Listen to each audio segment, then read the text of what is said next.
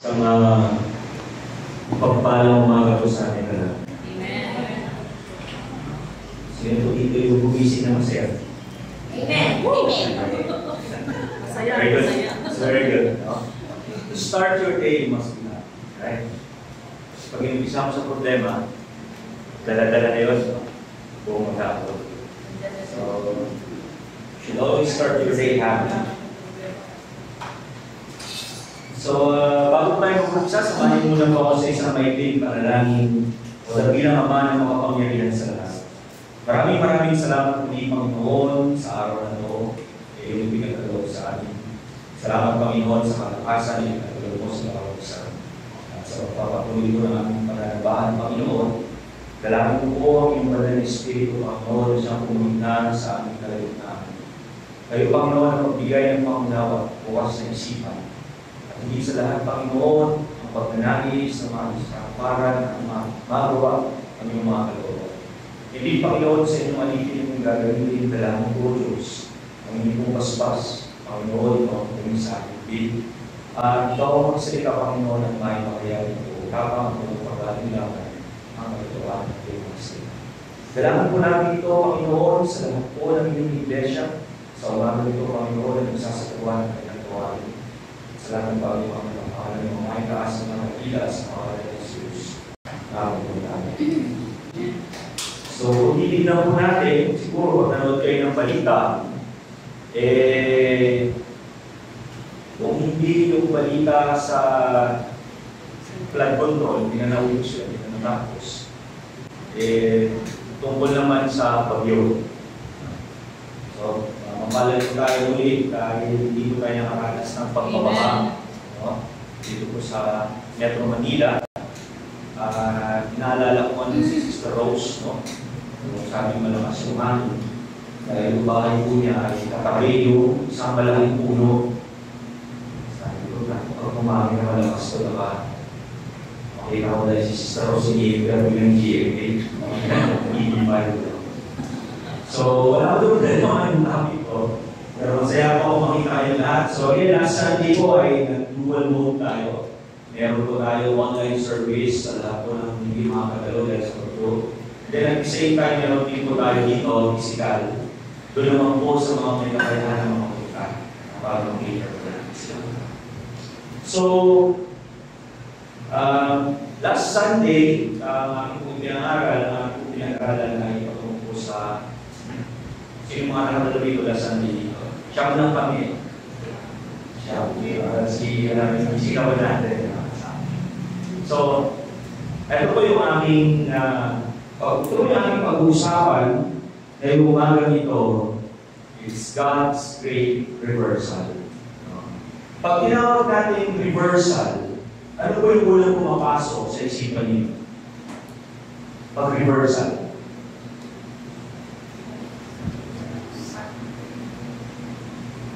Balitan. Diba? Kumbaga, halimbawa, sa isang korte, kapag hinagulan ka ng lower court, hinagulan ka ng lower court ng judgment, sinabi niya sa'yo, ikaw ay guilty. Tapos, iniakyat ito doon sa higher court, sabihin natin sa Supreme Court. And then, pagdating sa Supreme Court, pagkatapos pag-aralan ng mga judges, isasabihin nila, i-reverse namin yung judgment. Ibig sabihin ito, babaguhin nila yung hatol ng lower court at ang i-apply nila yung final and executory ay yung judgment sa higher court. So, ito pag-aaralan natin is gearing towards God's great reversal. No? How God reverse things, lalo-lalo na sa lahat ng mga mananampalataya. Kung makikita niyo po dyan, may dalawang tao na nananalangin dahil pag-usapan natin nila, isang parabulo tungkol sa dalawang tao na nananalangin. No? Dalawang tao na nananalangin. At sino po dito yung nag-pray pagkagising? Amen. Sino naman po dito yung hindi nag-pray? Ang babae natin. Ang babae natin. So, tingnan mo natin, no? Saan po yun yung mga wala na kasulatan sa libro po ng Lucas, chapter 18, verse 9 to 14. Kung wala ko kayo mga Bibles, pwede yung sundan Genesis 3. Ang sabi na, sinabi niya ang talinhagang ito sa mga tao, mababa ang tingin sa iba at nag-aakala sila yung muli. May dalawang lalaki pumasok sa templo upang manalangin, they prayed.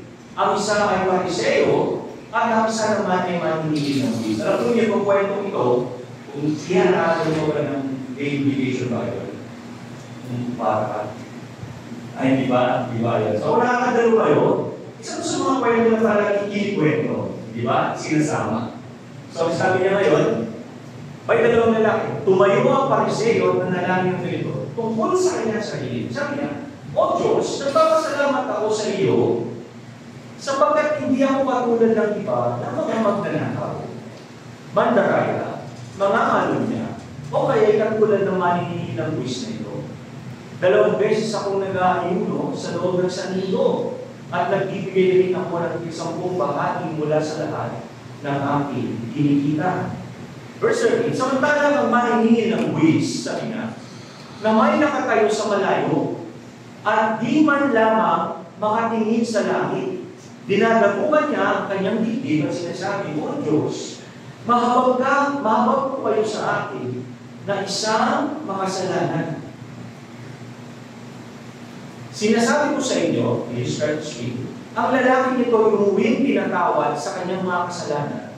Ngunit ang una ay hindi, sapagkat ang sino mang nagmamataas sa ibababa at ang nagpapakumbaba ay itataas. Alam mo nito last Friday sa online Bible study, napaka-piyawan ko, sabi ko inaalala na kapama namin i-prepare ko sermon na kaya i-note down ko yung points, no? Yung points doon sa online Bible study. Kasi nakaprepare na siya. So ngayon po, yan po yung kwento. At marahil yung kwento na yan, ay may dalawang nananalangin. Dalawa yung nag-pray. Ay ginanong ko kayo nila, nag-pray pa kayo. At yung prayer natin is a daily part of our lives. Sino dito yung hindi daily part ng buhay may pananalangin? Alright, kayo. So lahat tayo, it's a part of our daily life. Now, we pray. Kahit sabihin pa natin na wala kayong prayer life, bago kayo kumain siguro naman, ay mag-pray muna kayo. Diba? Mag-pray muna kayo magpapasalamat sa Panginoon sa pagkain. So, kung titignan po natin, itong dalawang tao ito, para silang Hudyo. Para silang Hudyo. Isa sa mga kaugalian nila sa mga Hudyo noon ay ang pumunta sa templo. At pag pumasok sila sa templo, ay doon sila nananalangin. Kapag nakapunta ko kayo sa Israel, doon po yung tinatawag nilang Wailing Wall, makikita rin po doon yung mga Orthodox Jews, no? Yung mga Orthodox Jews na nananalangin doon sa isang dingding. Wall na malaki. No? At alam mo yung wall kasi ngayon, hindi naniniwalaan. Na yun yung isa sa mga wall na nag-iwan noong panahon ng Second Temple. Yun po yung wall na inabutan mismo ni Jesus Christ. No? Inabutan mismo ni Jesus Cristo. Kaya tinatawag sila mga Orthodox Jews kasi iba nila maniniwalaan ng Orthodox. At doon sila nananalangin, nag-pray sila. Hanggang dati yung panahon, yung templo muli ay makita tayo. No? So, itong dalawang tao ito, itong sa parable, kung titignan po natin, may dalawang lalaki, sabi ng Panginoon. At ang sabi ng Panginoon dito, isa po yung may dalawang lalaki pumasok sa templo upang manalangin. Ang isa ay Pariseo at ang isa naman ay maniningil ng buwis. So, ibig sabihin po nito, sa panahon natin ngayon, isang empleyado ng church at isang empleyado ng BIR. Ayan, isang empleyado ng church at isang empleyado ng BIR. Okay? O sabihin natin, sa gobyerno natin, sino po ba yung nakalista as the most corrupt department? Sa ngayon, DPWH, no? Sa ngayon, DPWH, no? Dati kasi customs, right? Yung customs. Ngayon, it's DPWH. No? So, titignan po natin, parang gano'n yan. So, meron isang pastor, palitan natin, para mas maintindihan natin. Meron isang pastor na pumasok sa loob ng iglesia upang manalangin. At ang kasabay niya ay isang empleyado ng DPWH. Ayan. Sabay sila pumasok. At nang pumasok sila sabay silang nag-pray. Sabay po silang nag-pray. So yung isa ay pastor, yung isa ay taga-DPWH, engineer, may project. Engineer na may project, at nagtatrabaho kay Diskaya. Empleyado lang siya ni Diskaya. Sabihin na natin yung gano'n. So nung nag-pray sila, biglang wala muna kayo ng idea. No? Alam mo rin yung mga Pariseo, sila po yung mga, kumbaga, sa panahon ng Israel, ay tinitingala pagdating sa kanilang spiritual life. Napaka-spiritual po ng mga yan pagdating sa spiritual life nila. Ibig sabihin nito, talagang sinusunod nila lahat ng nakasulat doon sa bakas ni Moses. Matindi, at hindi pa yung basta-basta sinusunod lang. Nilalagpasan pa nila yun. No? Kumbaga, kung ano yung nakasulat doon sa salita ng Panginoon doon sa Torah, ay masigit pa yung ginagawa nila. Kaya di ba maalala nyo ano sabi ni Jesus Christ? Sabi niya, ay mga Pariseo, sabi niya, ibigay niyo lahat, maging sa pinakamaligit. Sabi niya, naaalinin yung dahon. Ay, hindi ka pumilog. Sabi niya, kasi naman sinakatindi. Kapag maningin naman po kayo ng buwis, ang tingin sa inyo, kahit hindi naman kayo masama, ay ano, makasalanan. Dahil, yung mga maningin po ng buwis noon, empleyado sila ng Roman Empire. No? So parang sasabihin nila, ito yung mga tao na nakipag-conspire dito sa mga mananakop. Yan, tanda natin, yung Romans, sila nag-introduce no? Ano? Taxation. No? Taxation. So ano na nangyayari? Siyempre, kung yung tagakolekta ng tax ay yung mismo nandun sa community. So ito po yung mga Hudyo na kung saan ang ginagawa nila ay pumupunta sila kayo nandun sa mga bahay-bahay. Kinukolekta nila yung mga buwis ng tao. Pero ganito po kasi ang sistema ng Roman Empire. Kasi naging mafia yan eh. Naging parang mafia style siya. Ano yung naging sistema nila? Ang sistema nila, halimbawa, kinutrata ko si Jay. Sabi ko, Jay, ito yung kukolektahin mo. Wala akong pakialam, sabi ni ng Roman governor, wala akong pakialam kung paano mo yan kukolektahin. Basta sa end ng buwan, kailangan meron akong 30,000 pieces of silver. So ngayon, ang gagawin naman nito si Jay, sasabihin niya, okay, ang kukolektahin niya, most na kaya kinukolekta niya, 60,000 pieces of silver. Sa kanya yung 30,000, yung 30,000 nilirate niya sa Roman government. So walang pakialam si Roman government kung paano nila kukolektahin as long as ma-eliminate nila yung kanilang tropa on a monthly basis. So dahil sa ganun, kinonsidered sila sa masamang tao. Kaya kung maalala po ninyo si Sanke, sino maniningil ng buwis? Sakeo. O, nung na-convert siya, di ba? Anong sabi niya? Maniningil siya ng buwis eh. Anong sabi niya? Panginoon, sabi niya po, anuman yung bagay na nakuha ko ng sobra, ibabalik ko sa kanila. Kasi yun po yung kalakaran. Nandun siya sa point na kung saan alam niya na kaya siya tinutuloy na masama, ay dahil kumukuha siya ng sobra. Sobra doon sa kailangan na nagiging pahirap doon sa mga tao. So sa panahon na yun, ganyan, may dalawang pumasok. So babalik tayo sa most common na mas maiintindihan natin. Yung Pariseo sa natin isang pastor, at yung maniningil ng Luis ay membro ng DPWH. This is the yung no? So ito, tignan natin kung paano sila nanalangin. Sabi niya, tumayo ang Pariseo, stand, at nanalangin ng ganito. Look at the phrase na ginamit ng Panginoon niya. Sabi niya, tumayo ang Pariseo at nanalangin, nag-pray, ng ganito tungkol sa kanyang sarili. No? Noon tumayo siya, he's praying. Nag-pray siya, nasa loob siya ng church. Pero nung nag-pray siya, he's praying regarding towards himself. So, ano sabi niya, O Diyos, nagpapasalamat ako sa iyo sapagkat hindi ako katulad, yada. Hindi naman siya pumapatay, mandaraya, nakakalo niya, yada. So, ano yung muna kong point? First point, yung sermon ko natin dito is, what really blinds the heart? Ano ba yung bagay na talagang nagiging sanhi ng pagkabulag ng puso natin?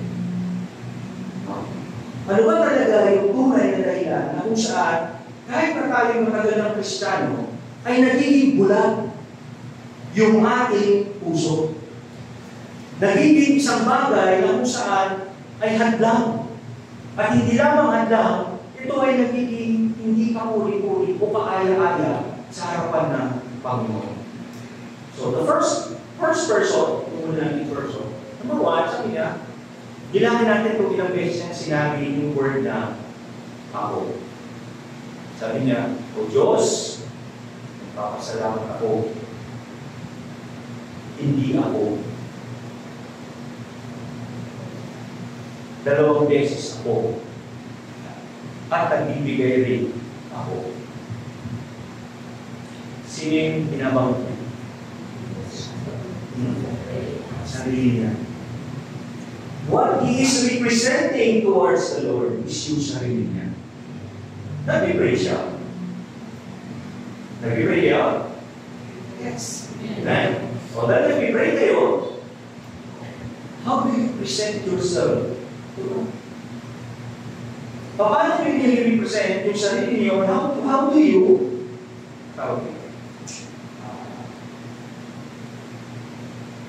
paano nyo pinu-project? Paano nyo pinu-project yung sarili niyo sa harapan ng Panginoon? So, first point, ano ba? Sabi niya, O Diyos, nagpapasalamat ako sa iyo sapagkat hindi ako katulad ng iba. So, while he is praying, pinukuha niya, he is presenting himself before the Lord. Correct? Pinipresent niya yung sarili niya sa kanyang Panginoon, telling himself na ako ito. This is me, Lord. Then, pagkatapos niya i-present yung sarili niya, ang sabi niya, hindi kasi ako katulad ng iba. So, first point natin dito is that what really blinds the heart is once you start comparison to others. Sino na po dito yung nagawa ano? Ako minsan, noong ginana ako, marap ako sa salamin. Sabi ko, mag-gym ako. Mag-gym ako talaga. Mag-gym na ako. Kaya nakalagay dun sa gilid ko, yung poster ni Schwarzenegger, magsasabi ng kanyang pambaba ng gilid. Sabi ko, yung braso nito, hita ko na isip ko. Paano ko uunin mo ganito? Ngayon, mag-gym ka, hindi magbubuhat ka. Ano po dito totoo lang yun eh. Kapag nag-gym ka, akala mo parang napump ka ng gusto eh, di ba? Napump yung ego mo eh, sa lalaki, napump yung ego mo. Pag di mo kala mo kaya naman na ganyan. Tapos, pag tingin mo siya sa lamin, kasi hindi ka mo si Schwarzenegger, mali-discourage ka.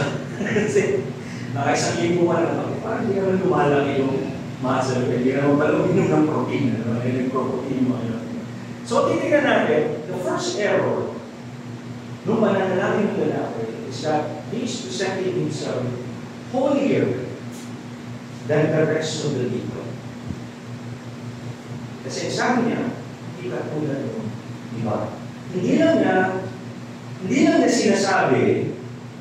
niya sinasabi na banal siya against dun sa tao yun, kundi sabi niya mas banal ako with the rest of the people.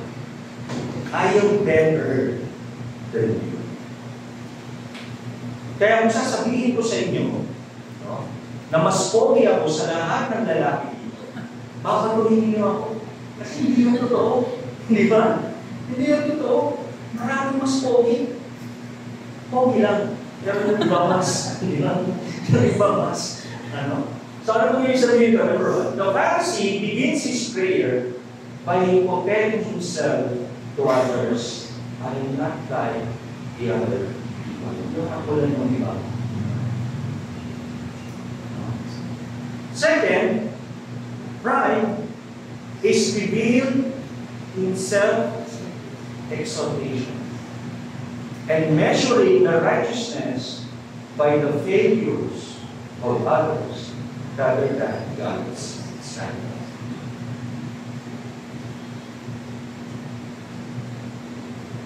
In many times, sakit yan kahit hindi naman Kristiyano. Ano ba? Halimbawa ito, ganito na lang. Pag nanood kayo ng Miss Universe, sino nanonood ng Miss Universe dito? Ewan mo, may nanonood pa di ba? Wala nang impact ngayon. Wala nang impact ng Miss Universe. Hindi ka tulad ng inaabangan. So, pag may nalalaan na ganyan, sasabihin mo, mas maganda pa yung aking bahay ko na mag-present sa kandidato ng Pilipinas. Diba? Ganun pa ito. Magiging impact natin. We are measuring those people around us with a certain level of standard.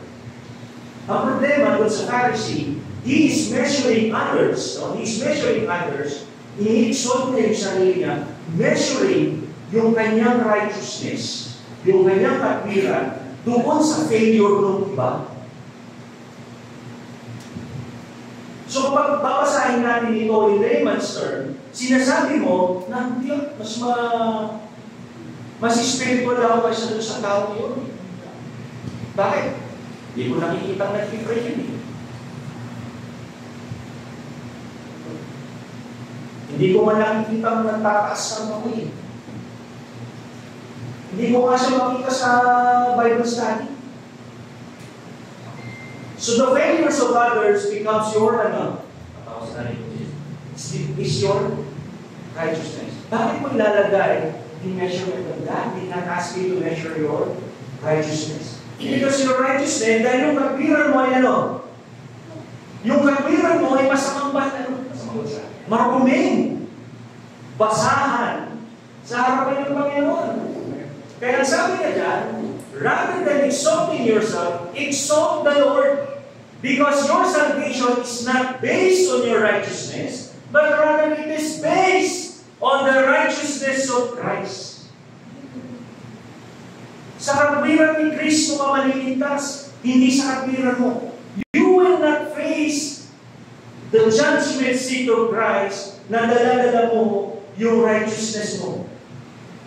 What you have to bear na kailangan mong bigbitin is not your righteousness, but your cross.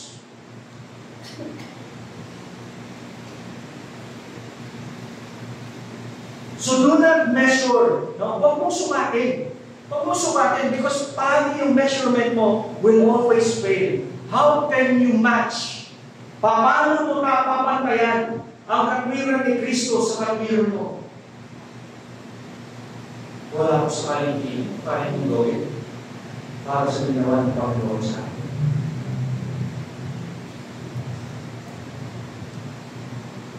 Yung mga nagpapakako sa krus doon sa pagbago kailangan pa, alcohol mo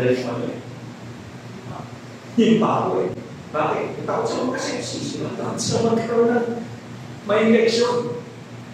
Di ba? How much more? Di ba? Next. Luwas. Sabi ng Pariseo, hindi naman ako nagnanakaw. So, hindi lang yan.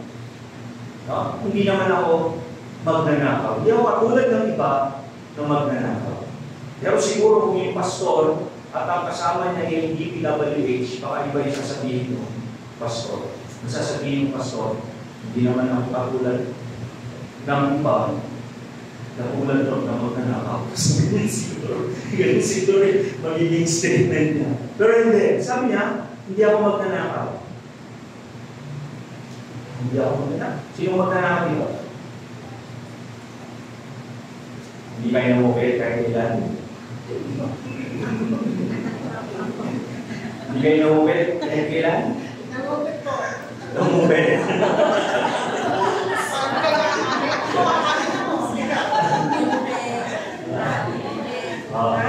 Sasabihin nyo kayo, hindi pa naranasan magnakaw.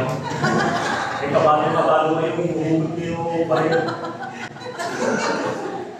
Paglabas nyo, pinapawisan kayo. Hindi naman ako mandaraya, sabi nung pastor. Sino dito mandaraya? O yan. Talagang sumagot namin. Kung sasabihin nyo sa akin, hindi pa ako nandaya, hindi pa naranasan ng obya. Hindi naman nasa mga office school. Posible yan. Posible yan. Kahit anong talino mo, minsan masaya ng obya eh, no? Kahit ano mga talino mo. Next. Sabi niya, hindi naman ako mangangalo niya. Sino dito may kabit? Sino na dito yung naranasan kumabit? Kasi puro mo nga eh. Amen. Mabuti naman po. O kaya ito, sabi niya, o kaya yung katulad ng maniningil ng buwis na ito. So, ang tinira na niya is yung profession.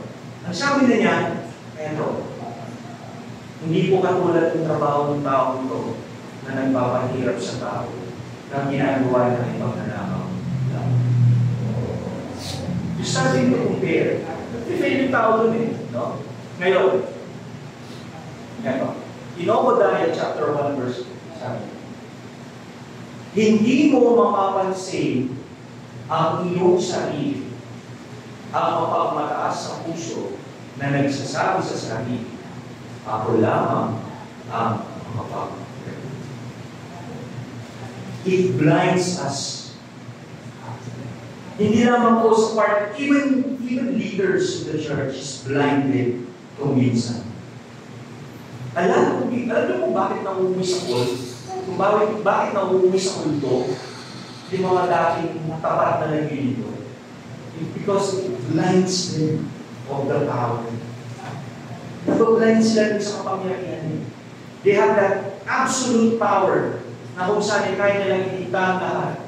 And that happens is that hindi na nila napapansin yung mababa sa kanila. So in Obadiah chapter 1 verse 3, sabi na, sinabihan niya yung tao, hindi mo mapapansin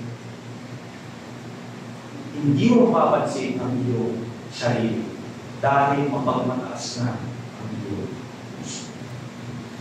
And what truly blinds our heart is that once we see ourselves higher than Him, nawawala na yung servitude. Ang gusto mo ito na yung pinagpiling Quran. Nawawala na yung humility. Kasi ikaw na yung mataas. Nawawala na yung pagiging Christ-likeness. Why? Kasi you see yourself above everyone. Alam mo niyo, you will not be effectively used by God. Not unless you will have a Christ-like heart. Hindi ka magagamit effectively ng Panginoon. Kung wala, you can desire. Intentions are good. Kung maalala mo niyo last Friday, that's one of the topics. There is a good intention. Pero, it's not the intention that counts. It's your heart. Ngayon, sabi ko yan ito. If we have actions for self-glory,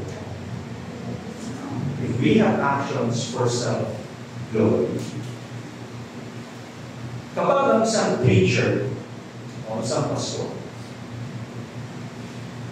one of the key rules in preaching, pag nag-aral kayo, one of the key rules of preaching, para makita mo kung yung pastor ay talaga, which is one thing that dapat hindi na pinapanggit anumang bagay na kanya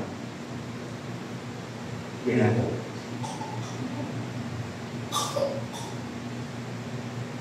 That's etiquette. Preaching etiquette. No matter what your experience is, it's not something for you to really say, oh, ito yung ginawa ko. Ako kasi ito yung ginawa ko. It is not proper. That's a part of Christianity. Kaya kung makikita mo si Jesus Christ, when He was actually preaching and telling people, wala siyang binanggit patungkol sa kanya, sarili na bagay niyang ginawa. At palagi niyang sinasabi, kung ano yung iniutos sa akin ng Ama, yun lang naman yung aking sasabihin. Meaning, nilalagay niya yung kanyang sarili that His actions is total dependence on God's will. Because they are one. They are united as one. So kapag ang ating buhay pananampalataya o ang ating pagiging isang Kristiyano becomes our actions is for our self-glory, we have to check ourselves. I-check natin ang ating hindi na. Bakit? Ito kaya na mabalik ka. Ano ba sabi niya? Self-glory seeks admiration rather than God's approval. Do you agree? Kapag ang goal natin is for us to be admired, I mean, there's nothing wrong, ano? Halimbawa, kumanta ka dito, halimbawa kumanta. Christmas umakan na yun. Halimbawa, marunong siya kumanta. No? And after singing, pagkatapos mo kumanta, walang kumalakpak. Ano mararamdaman mo? Pag-upo mo, kasabihin mo sa katabi mo, di ba? Hindi mo magiging tanong mo sa katabi mo, okay ba? Siyempre, yung kasama mo naman, ha? Oo, okay. That's the first question, right? Pero kapag umawit ka, you sing a song. And then pagkatapos mo kumanta, nagpalakpakan ng maraming tao, tumayo pa yung iba. Tapos pag upo mo, hinawakan ka pa sa balikat ng mga iba, galing mo. How do you feel?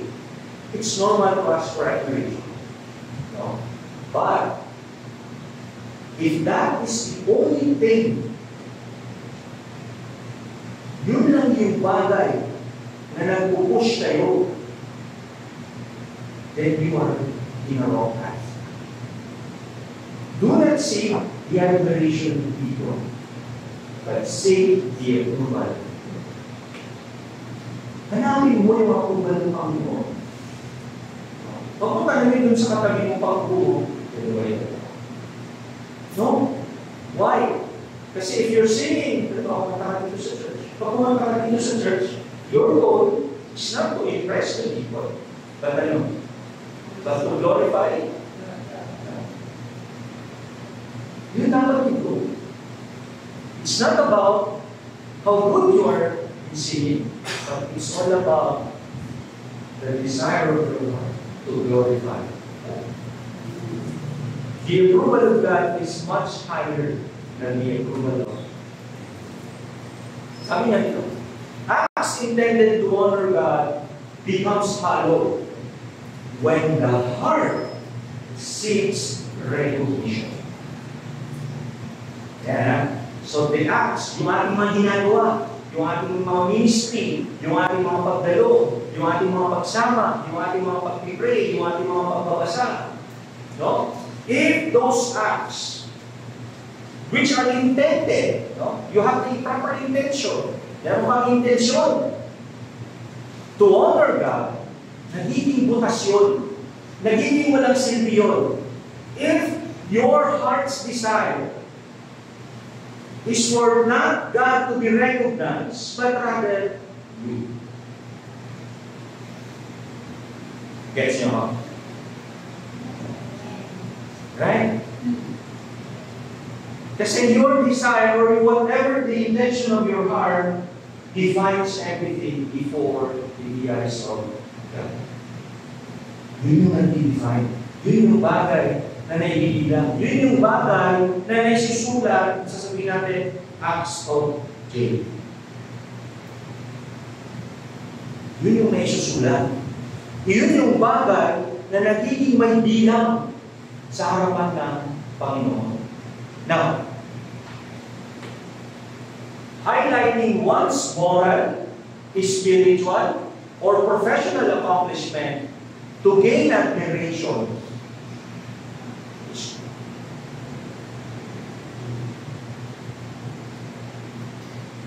Sino dito yung nung nag-graduate ng elementary, limuho? Hindi yun naranasan limuho? Sa dami ng bigay, yung sumapit sa hindi nyo. Sa dami ng bigay. Sino dito yung nag-graduate na limuho? Mababait yun.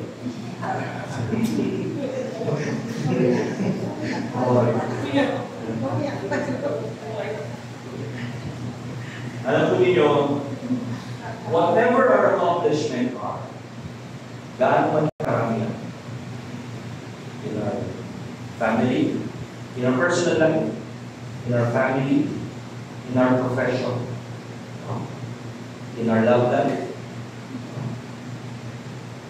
sa community, those are all accomplishments. But never highlight them before. Bakit? Kasi yung mga bagay na yun, pinahiram lang. Pinahiram lang yun. And those things na pinahiram niya can easily be pulled. Kaya-kaya ko rin. So whatever accomplishments we have, do not seek the glory for yourself. Pero hanapin mo yung glory para sa ako. Now, number 2, just a thing.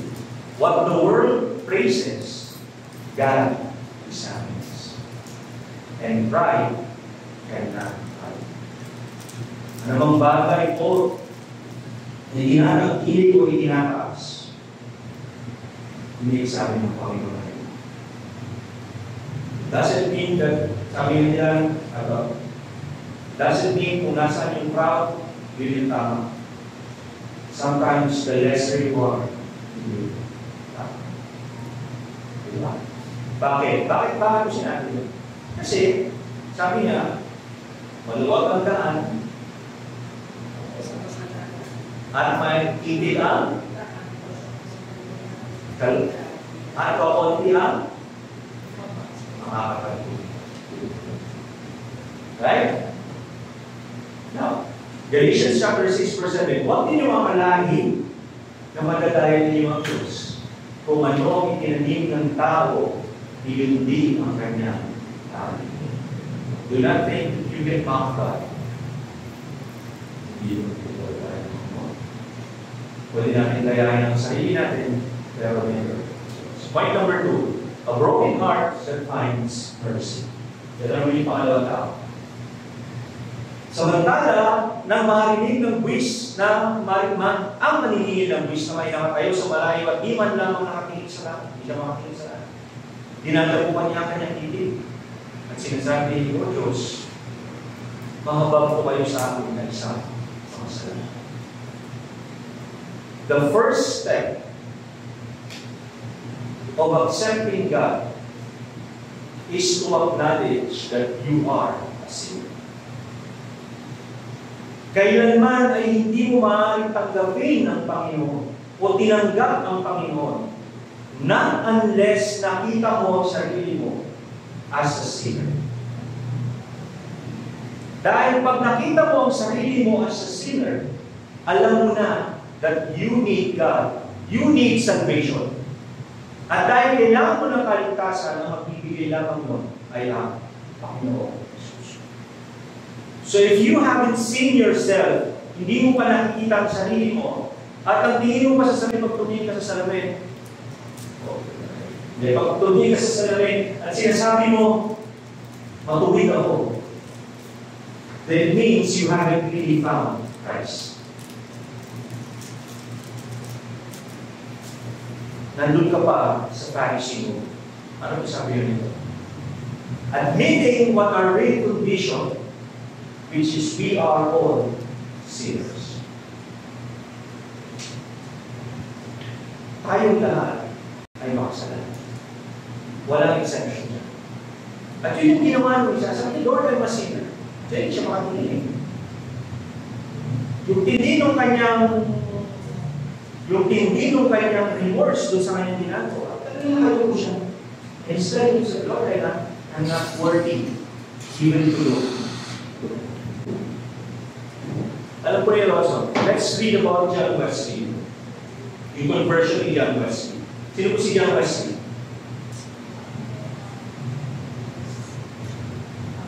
Yes, founder ng Methodism. No? Methodist. He is also the father of Bible study. Sa kanya nag-umpisa yung Bible study niya.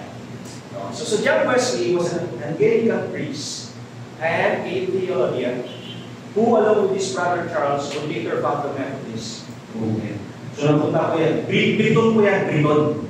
Briton siya na nag-mission sa Amerika. So, during that time, nung siya po ay isa pang Anglican priest, sabi nga doon, in his early ministry, Wesley was very devoted to outward religious practices. Ano ginagawa niya? Prayers, Bible reading, fasting, attending church. But then, sa kanya, there's something hollow. Sabi niya, may kulang.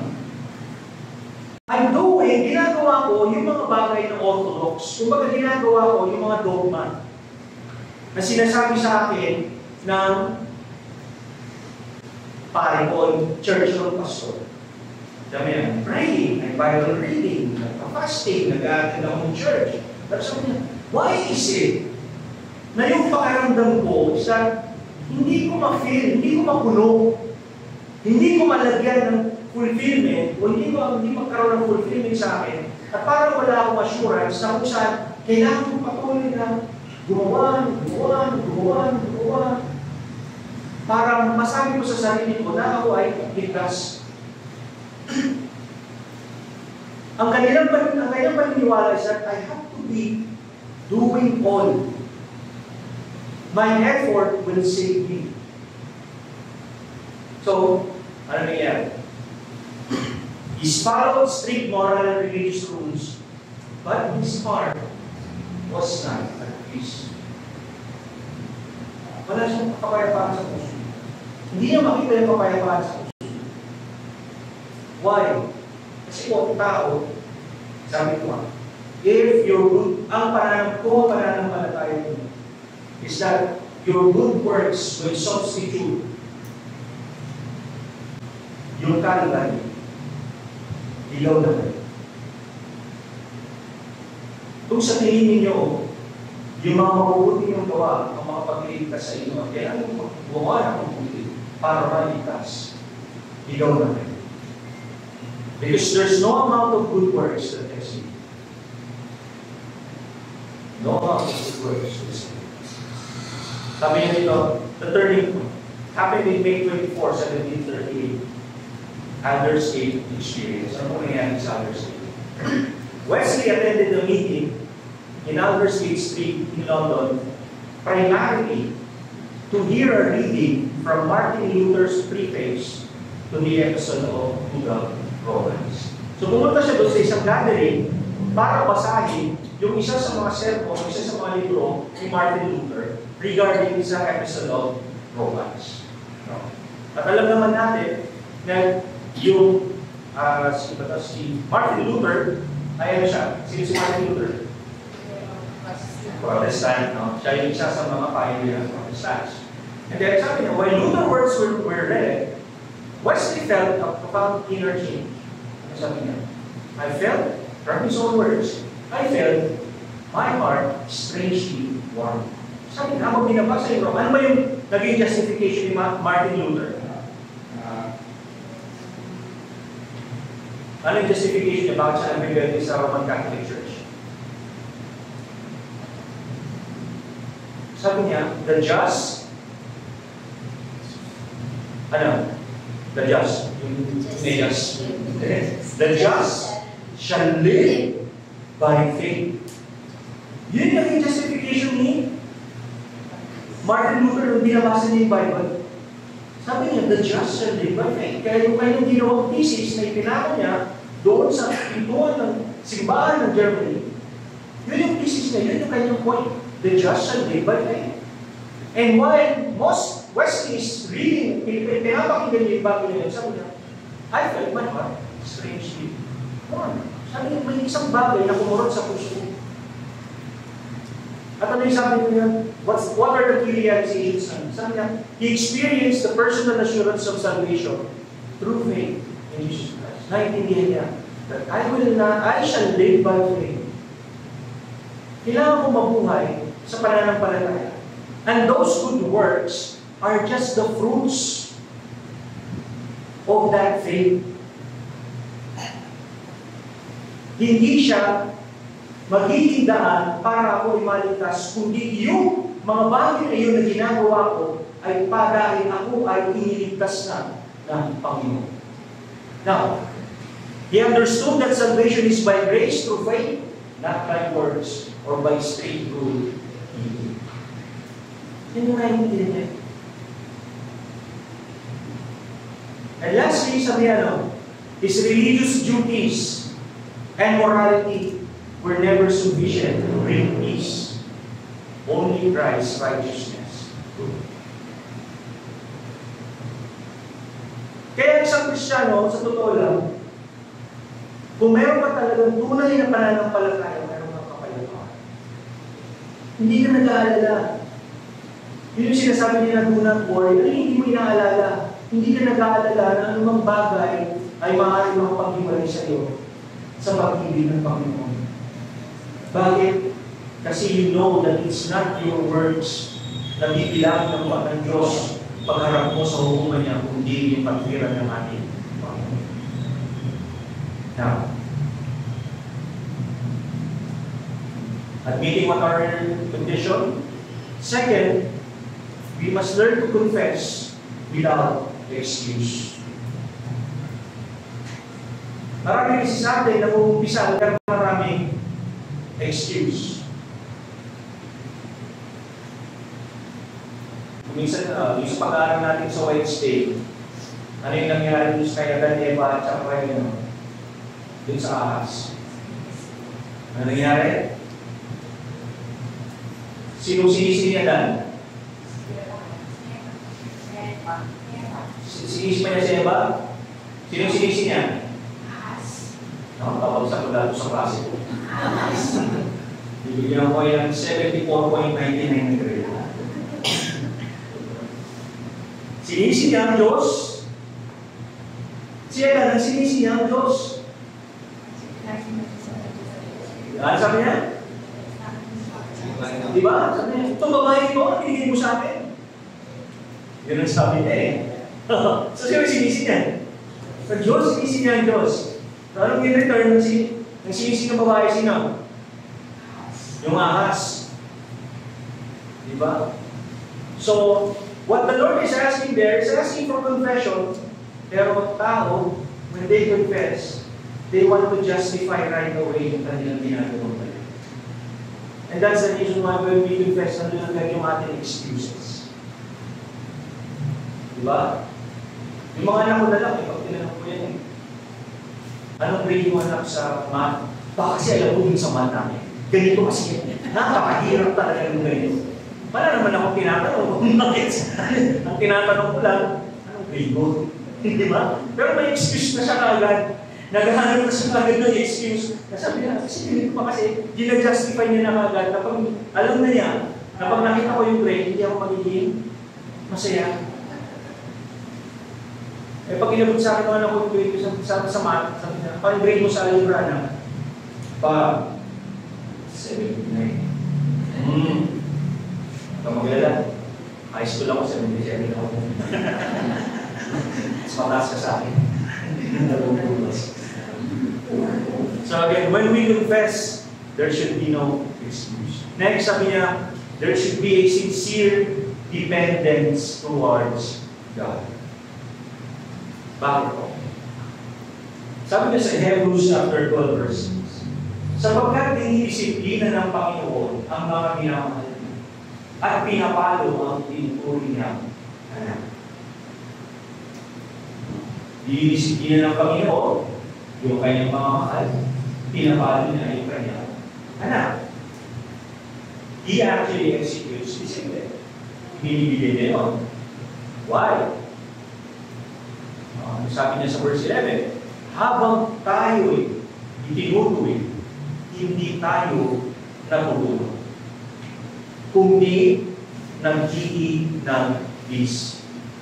Ngunit pagkatapos nun, mararanasan naman natin ang kapayapaang bunga ng matuwid na kamunuan. So with God, if our heart, anak tayo ng Diyos. Sino ito anak ng Diyos? Lahat. If mahal tayo ng Panginoon and our heart is blind, God will discipline us. And that discipline ay hindi magaan. Sabi niya, hindi ka kailanman matutuwa sa disiplina ng Diyos. Sino na dito yung pinalo na pagkatapos paluin eh? Sino yung pinalo ni Papa kanina? Sino na yung gano'n? Sino yung nagkaroon ng gano'n? Anak, naging masaya ko ba kahit minsan yung pinalo? Hindi. Walang anak na matutuwa habang pinapalo. No? Ipinupunas na nila din sa dindi kasi something. Mga ganun sila pag pinalo sa kwento. Bakit? Kasi kaya sabi ng Panginoon, habang dinidisiplina ka ng Panginoon, hindi ka kailanman matutuwa, kundi nag-iilag-is ka. But the end result noon is that mararanasan mo yung peaceful na buhay, matubig na Panginoon. Because you will no longer make the same mistake. Dahil alam mo, hindi na yung isang bagay na ikinakunuwa ng iyong. Right? Sino ba yung gusto mapalo yun? Ano ito mga anak ko? Tatanungin ko yan. Sa una, sasabihan ko. Pero bago matapos yung usapan namin, sasabihin ko sa kanila. Pag inulit mo to, ilan? At pag sumagot yung anak kong babae, isa pa. Yung anak kong lalaki sila. Yung sandala. Sandala. You have to know, alam mo dapat yung consequence nila. Alam nila yung consequence, na kanina ginawa silang mali. And they are being disciplined because of it. At dahil naranasan nila yung pagpapalo na yun, hindi sila natuwa sa palo. Umiyak sila sa palo. Pero darating yung time, yung point na kung saan darating sila ulit sa sitwasyon na yun. At bago nila gawin yung sitwasyon ulit na yun, sasabihin nila, pinalo tayo dito. Gawin na natin. Go. Right? It's the same way kung paano mag-disiplina. Now, ikaw magbawas. God's mercy rushes fastest to the heart that bows the Lord. Ang awa ng Diyos ay napakadali, napakabilis sa puso na kayang magpakumbaba sa pinaka.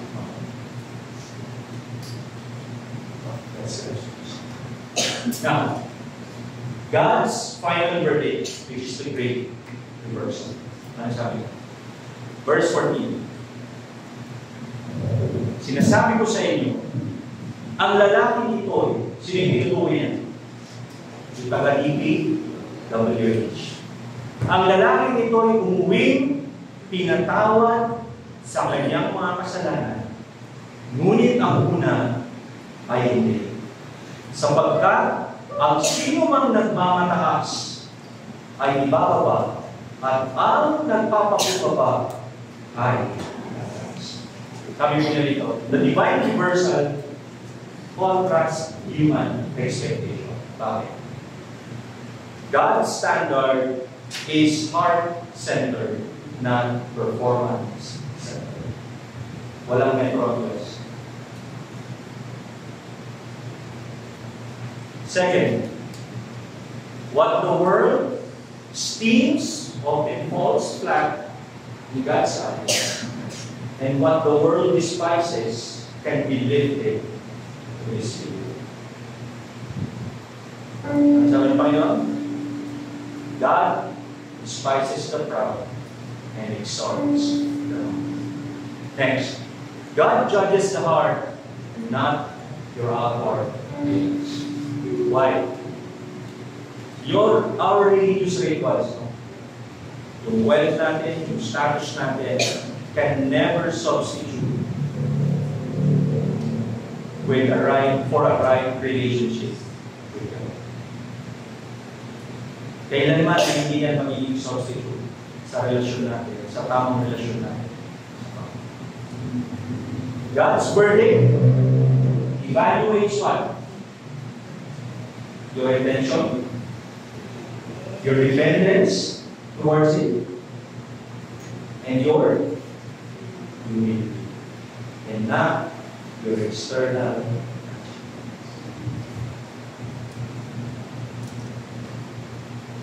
That's how God is. God sees the motive behind every task. Pride may shine outwardly, but the heart cannot.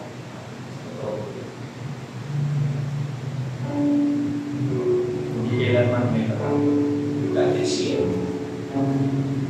Sabi ko ako sa inyo merong sa isang church, merong ba dyan kahit tahimik? But their heart is right with God.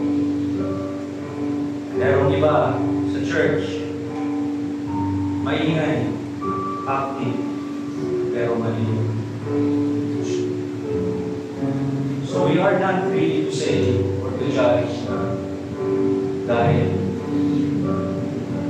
tutulog-tulog lang dyan, hindi. Because what matters is what's there. Now, bakit? There's a principle of reversal.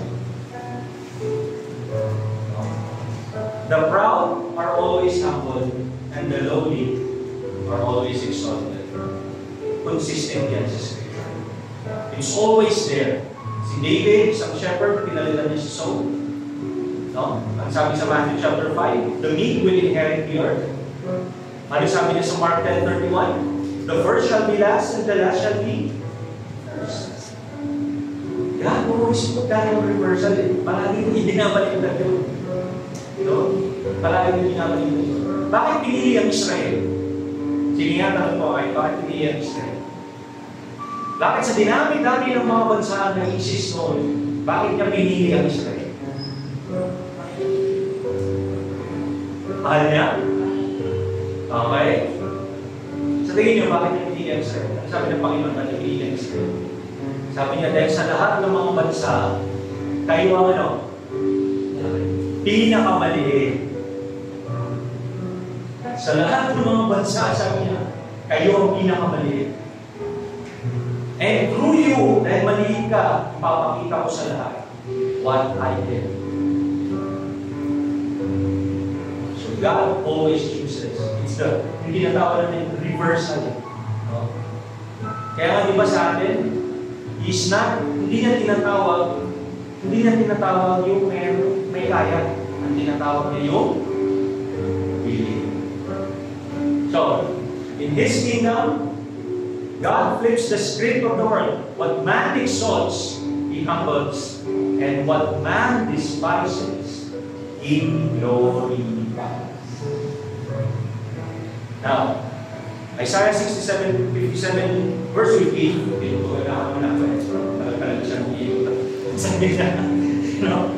ako, ang kataas-taasan at banal na Diyos, ang Diyos na walang hanggan, mataas at banal na lugar ang aking tahanan. Sa mababang loob at nagsisisi, ako ay sasama. At aking ibabalik ang pagtitiwala nila at pagkasama. Remember, tandaan niyo palagi. Because God will never abandon a humble heart. Samahin niyo ako sa pagkakasama. Dahilang Ama na makapangyarihan sa lahat, maraming salamat, Panginoon, sa iyong pasalita. Sa pagpapaalala mo sa amin, O Diyos, sa lahat po, na ang bawat isa kailangan, Panginoon, ay matutuloy mo